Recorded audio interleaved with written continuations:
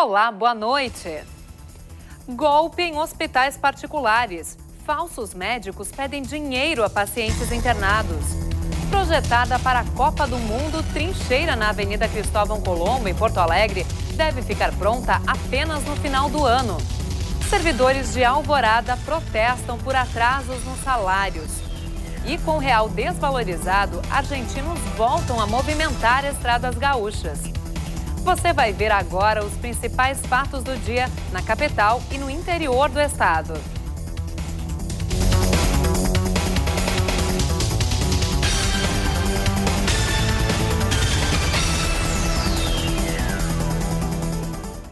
Cartazes dentro do Hospital Mãe de Deus, na zona sul da capital, alertam para a ação de falsários em instituições particulares de saúde.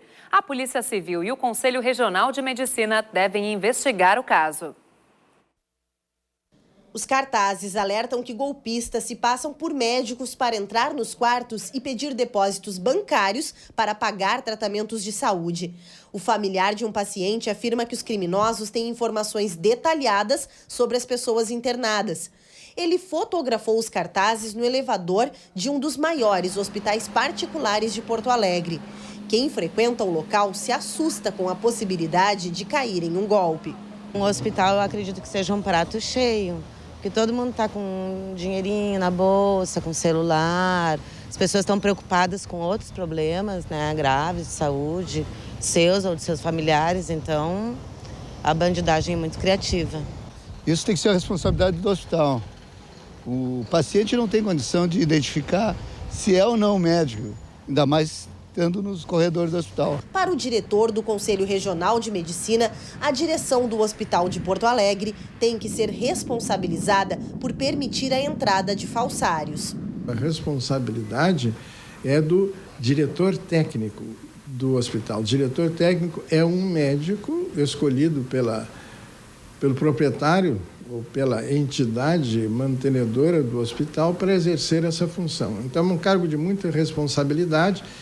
E os diretores técnicos têm ciência absoluta desta necessidade do registro do Conselho. A imprensa, flagrando, instaura as sindicâncias. As sindicâncias são, obviamente, respondidas pelo diretor técnico. A direção do hospital não quis se manifestar e também não registrou o caso na delegacia.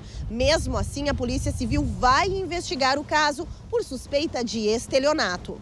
Porque ele está induzindo a pessoa ao erro de acreditar que ele é um médico e que ela deve alguma coisa a ele.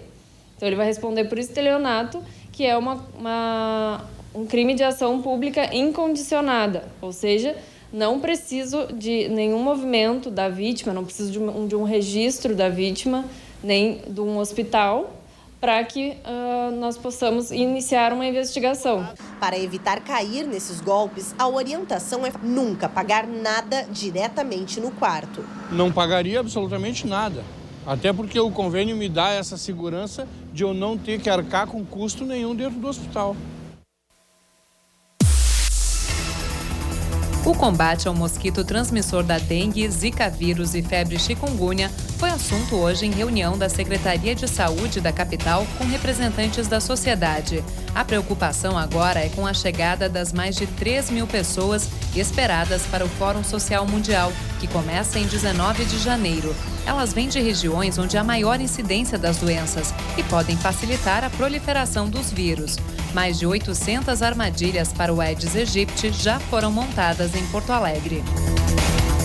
E os postos de saúde de todo o país já têm um novo calendário de vacinação para 2016. Foram alteradas as doses de reforço para as vacinas infantis contra a meningite e a pneumonia, além do esquema vacinal da poliomielite e o número de doses da vacina do HPV. A mudança acontece em função de descobertas e estudos sobre as doenças. O novo esquema vacinal tem como prioridade as crianças. A vacinação contra a pneumonia, a mudança foi no reforço, tá? No reforço e a diminuição de uma dose. Antes eram 3 doses, agora passam a ser 2 doses. Uma dose aos 2 meses, outra dose aos 4 e o reforço aos 12 meses, podendo ser feito até os 4 anos. Outra mudança da vacina da meningo, que é contra a meningite. Permanece as doses, uma aos 3 meses e uma aos 5, e o reforço passa a ser aos 12 meses. E a outra mudança é na hepatite A, que é uma dose única, que era feita aos 15 meses, passa a ser feito aos 12. Outra mudança importante é na vacina contra o papiloma vírus humano, o principal responsável pelo câncer de colo nas mulheres. A partir de agora, a vacina, que era administrada em 3 doses, passa a ser aplicada em 2, com um intervalo de apenas 6 meses entre elas. Mas atenção, para mulheres entre 9 e 26 anos de idade, vivendo com o vírus HIV, continuam valendo as 3 aplicações. Já no caso da polio, a terceira dose administrada aos 6 meses passa a ser injetável. As demais aplicações da vacina, que combate a paralisia infantil, permanecem em via oral, aplicadas aos 2 e 4 meses de vida. Uma dose não imuniza. Quando é preconizado mais de uma dose, é necessário completar o esquema vacinal para estar garantido, para estar imunizado. Para fazer a vacina, é necessário que os responsáveis pela criança apresentem a carteira de vacinação e um documento de identidade. A vacinação está disponível em todos os postos de saúde do país. Publicada no Diário Oficial a lei que amplia a fiscalização sobre o setor leiteiro do Estado. O texto prevê maior controle sobre a produção, coleta, transporte e comercialização do produto. A partir de agora, as propriedades que fornecem a matéria-prima in natura devem ter o cadastro atualizado na Secretaria da Agricultura e cumprir todas as obrigações sanitárias. O objetivo é coibir fraudes e adulterações no leite gaúcho. Um decreto regulamentando a nova lei deve ser editado em 90 dias. Céu bastante nublado no centro do estado nesta sexta-feira. O sol aparece em curtos períodos do dia em Santa Cruz do Sul, onde a temperatura chega a 30 graus. Tempo abafado e máxima de 30 também em Santa Maria. Mais para o sul, muitas nuvens com aberturas de sol apenas pela manhã. A temperatura varia dos 21 aos 30 graus em Cachoeira do Sul.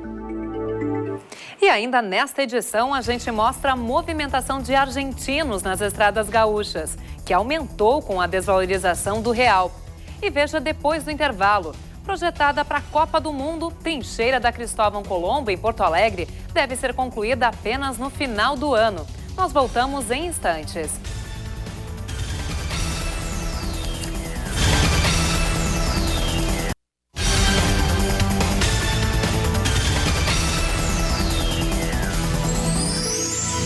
Nesta sexta-feira, o tempo segue parcialmente nublado em Porto Alegre.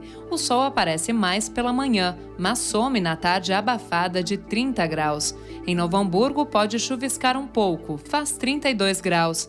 A temperatura continua amena e com pouca variação no litoral norte, que vai ter um dia de muitas nuvens. A máxima não passa de 27 graus em Tramandaí. O número de mortes no trânsito de Porto Alegre caiu 30% em 2015. Um balanço divulgado hoje pela EPTC mostra que a capital fechou o ano com 98 vítimas fatais, 43 a menos do que no ano anterior.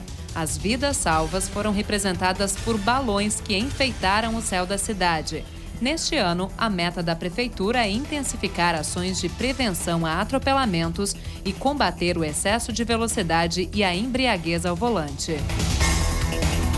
E Porto Alegre vira o ano como um canteiro de obras. Obras inacabadas. São inúmeras com prazo atrasado. E na zona norte de Porto Alegre, na trincheira que vai ser construída na Avenida Cristóvão Colombo, ela era projetada para a Copa do Mundo, mas o prazo agora é outro.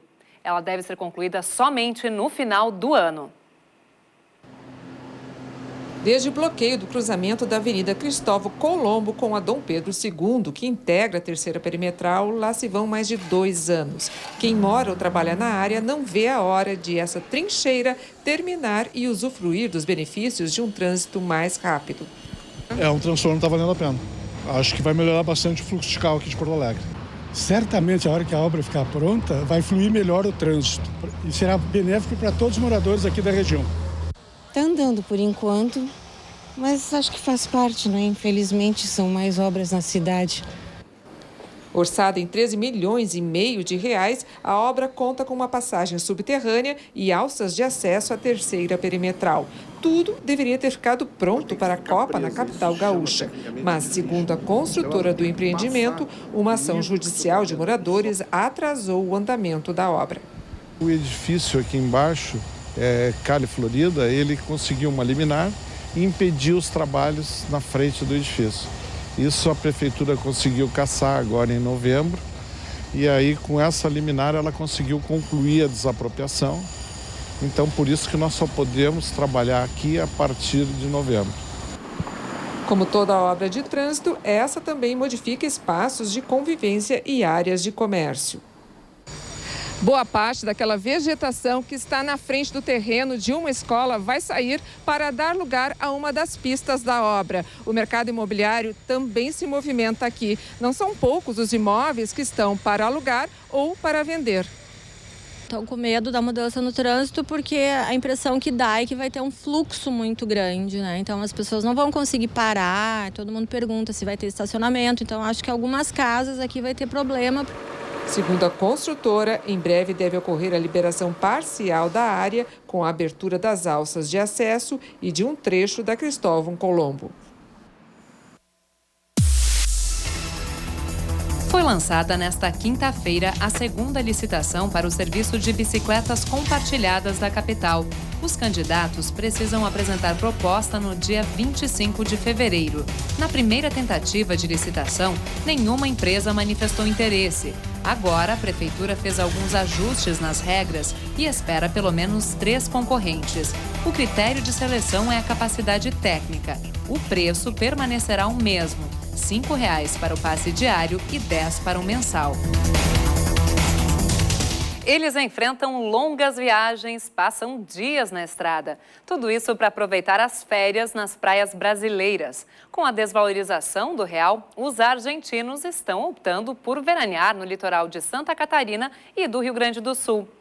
E a BR-285 é um dos caminhos para chegar a esses destinos. Por isso, o setor hoteleiro da região de Passo Fundo, no norte do estado, também ganha com os hermanos. É o que a gente confere na reportagem da UPF TV. Os mais de 1.000 quilômetros que separam os argentinos das praias brasileiras não são empecilho para que eles venham até o Rio Grande do Sul ou Santa Catarina. Especialmente no verão, eles passam pelas estradas do estado para aproveitar as férias no Brasil. Em Passo Fundo, o movimento mais intenso é na BR-285, trecho que liga São Borja, cidade aduaneira, até a BR-101, de onde os estrangeiros seguem para o litoral catarinense ou gaúcho. E o tráfego nessa época do ano é constante. E nós tínhamos em torno de 30, 40 mil por mês, nos meses de dezembro, janeiro e fevereiro. Acreditamos que esteja nesse fluxo, talvez um pouquinho mais esse ano, em função aí da queda do real, né? Nós temos dados aí das aduanas de Uruguaiana, São Borja e Santana do Livramento, que demonstram aí que nesse período 30% superior em relação ao ano passado. Mas não são só as estradas que os argentinos movimentam. A rede hoteleira de Passo Fundo também se beneficia com a vinda dos hermanos. Nos últimos 2 anos, nós tivemos assim, devido às dificuldades cambiais, né, diminuiu bastante o fluxo de argentino, que era muito forte na nossa cidade, né, porque eles adoram nossas praias catarinenses e até as praias do sul. Aí o que está acontecendo esse ano? Nós temos notícias boas, né? A gente sentiu já uma diferença grande. E quando aumenta o fluxo, a nossa cidade recebe um número bem maior de argentinos do que movimenta a nossa economia nessa época de crise. Fabian e a família aproveitaram o Natal e o Ano Novo na Argentina e agora vão passar as férias em Florianópolis pela primeira vez. Não conhecemos e teníamos ganas de vir a conhecer as praias do Brasil. Assim como a família de Fabian, outras inúmeras devem passar pelas estradas brasileiras até o fim do verão. E a dica é uma só: respeitar as regras de trânsito para fazer uma viagem tranquila e aproveitar as praias sem nenhuma dor de cabeça ao voltar para casa. Começou a construção de um desvio temporário ao lado da Ponte do Castanino, em Cachoeira do Sul. A principal entrada para a cidade está interditada há 10 dias, porque parte da estrutura desmoronou com a chuva forte. O novo acesso será restrito a pedestres e veículos leves. Os motoristas também podem usar a balsa de São Lourenço, no interior da cidade. É o caminho mais curto para quem precisa chegar ao município vindo da fronteira.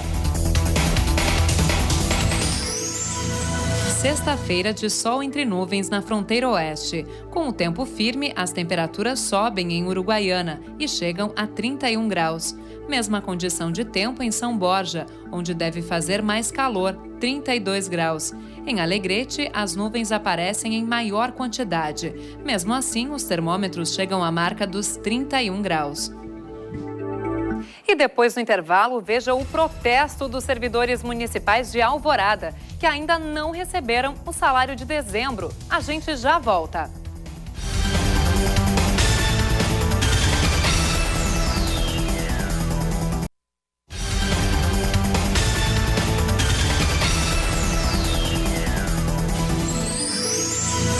O sul do estado deve ter uma sexta-feira cinzenta e com temperaturas amenas. É o caso de Bagé, onde a máxima não passa dos 28 graus e o sol aparece apenas pela manhã. De nebulosidade com aberturas de sol à tarde. A máxima se repete, 28 graus.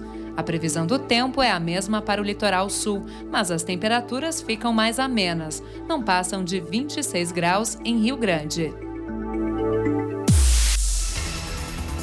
Mudança no horário de atendimento da Justiça Federal em Porto Alegre.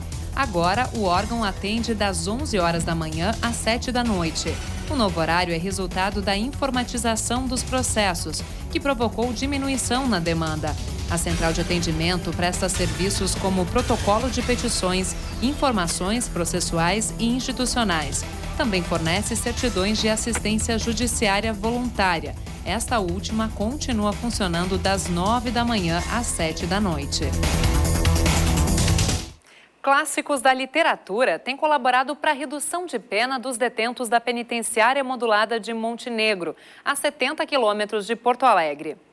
Criado há 1 ano, o projeto Facilitadores de Leitura incentiva a circulação de livros entre os presos.